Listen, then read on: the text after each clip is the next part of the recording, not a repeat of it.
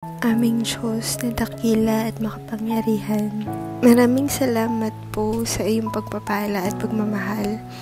Maraming salamat, Lord, sa kapatawaran ng aming mga kasalanan, na kung kami ay lalapit sa iyo at i-confess ang aming mga pagkakasala, you are faithful and just to forgive our sins and purify us from our unrighteousness.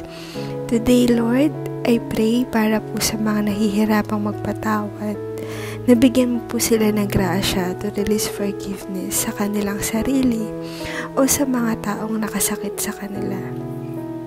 Humingi man po ng tawad ng mga taong ito sa kanila o hindi.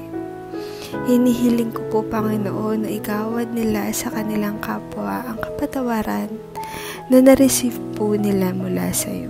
Makita at ma-experience po nila ang pagpapala ng pagpapatawad, ang kagaanan at kapayapaan sa puso na bunga po nito.